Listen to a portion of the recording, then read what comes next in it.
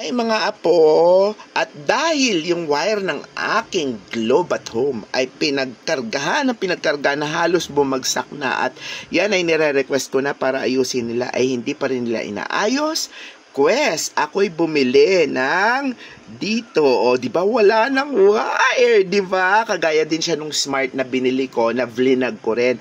Ayoko kasing umasa sa isang internet connection.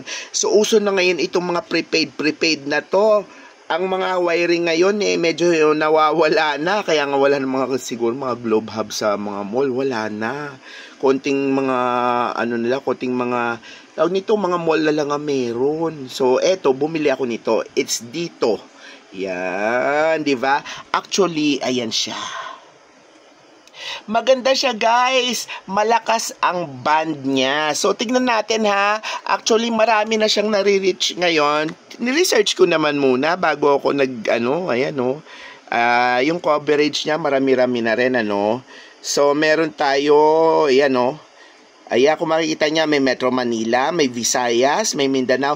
Dito sa Parañaque, guys, medyo okay siya. Ayan, ang taas ng level niya. Gumagana ang 5G niya dito. So, it's time to change. Ayoko na lang may wire.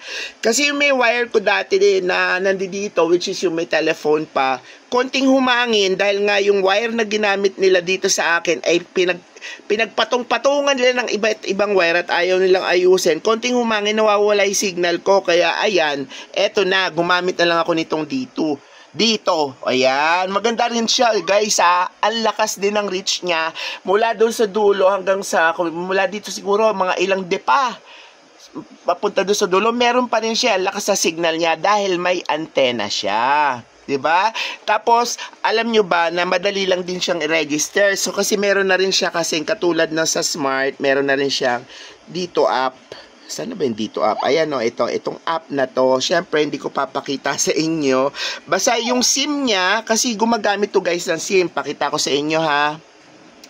Ayan, ang SIM niya guys, nandito sa likod. Ayun Ayan, may SIM slot siya. Teka, isang kamay ko Ayan, ito SIM to. Isalpak nyo lang sa phone yan. Tapos lahat naman ng SIM ngayon, pinaparegister na. Alam nyo yun, di ba? So, dito kayo sa app na to.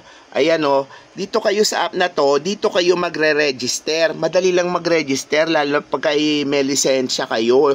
Driver's license prefer, kasi pag driver's license, boom! Connect ka agad, wala nang aberya-aberya. Tapos guys, meron na siyang 1 month free na wifi.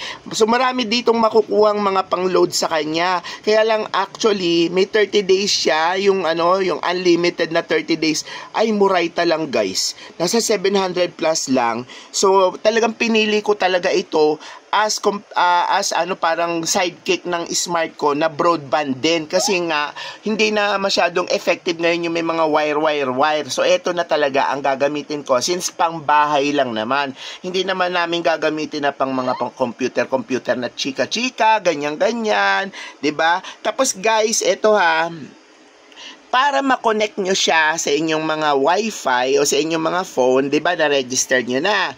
So, ilagay nyo na ulit yung SIM card sa kanya. Pagkalagay nyo na SIM card sa kanya, tanggalin nyo muna yung power supply.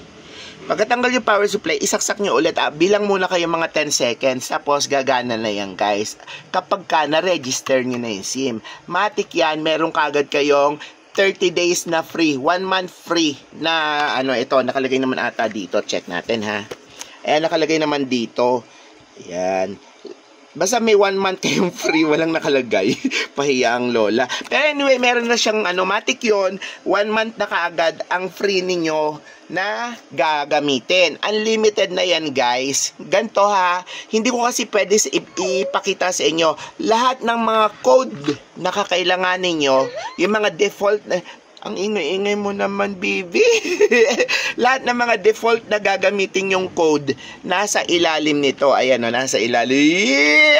Bawal ko sa inyo pakita. Siyempre, mga code to ng wifi ko So, nandoon sa ilalim. Lahat ng dapat nyong malaman nandoon sa ilalim. Ngayon, kung gusto nyo naman pasukin yung pinaka yung pinaka para din natural, change nyo yung name niya. Tapos, change nyo yung password niya, diba? So, punta kayo ng inyong Google Chrome. Tapos nandoon na rin sa ilalim niya yung IP address niya. Ang IP address niya is, ayan siya. Ito ang IP address niya, 192.168.8.1. So pagka nalagay nyo yan dito sa pinaka-browser nyo, makakapasok na kayo sa dito na para pwede nyo ma-change yung mga password niya, pwede nyo i-change etc. niya. Ngayon hindi tayo nakakapasok kasi nakapasok ako sa Wi-Fi eh. Connect tayo doon sa pinaka 2.4 GHz niya. Kumonek kayo sa 2.4 GHz ha. Hindi sa pinaka 5G para ma-change nyo yung Wi-Fi niya. Connect ako ha. Ayan, connect tayo sa pinaka ano niya. Ito oh, yan. Kasi nakakonect ako ngayon sa pinaka 5G niya. Eh hindi yan yun. Ito, teka, saan na ba? Ito ba yun? Ito na nga yun, dito, yan. Yan, hindi nyo pwede, hindi nyo pwedeng baguhin yan. Ang pwede nyo lang baguhin yung pinaka Wi-Fi kasi main connection yon. So, punta ulit kayo ng Google Chrome. Ayan. Ayan, makikita nyo to. Ayan, tapos makikita nyo, oh. Ako, in my case, naka-save na. So, eto, sa sign in na lang natin yan. Nakasave na. Tapos nakalagay naman lahat, nasa ilalim na lahat nito ang details na gusto kailangan yung gamitin. So dito pwede nyo na siyang i-change ng password, pwede nyo na i-change yung Wi-Fi name nyo dito oh. Yan, punta lang kayo sa, hindi ko makita. Punta, yes, Beshi! Natawag niya ako guys. Alam nyo, kailangan ko talaga ng dalawang Wi-Fi kasi marami akong robot.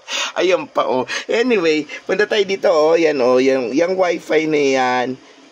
Pipindutin nyo lang yan. Makikita nyo na dyan. Ayan o. Dito kayo sa sandali. Wi-Fi ba napindot ko? Network napindot ko, parang tanga eh. Ayan. Ayan. Dito tayo sa advanced Wi-Fi ha. Hindi ko sa inyo pwedeng ipakita kasi syempre makikita nyo na ang kaluluwa ng Wi-Fi ng Lola. Pero dyan yan sa advanced Wi-Fi. Kung hindi kayo masyadong techie na mga tao, pwede kayong magpatulong sa may nalalaman sa techie ha. Para pero just the same, at least alam nyo na yung pinaka-basic. Nandito lang yan. Dahil nasabi na sa inyo ng Lola. Hopefully nakatulong ako. Guys, garantisado, mabilis siya.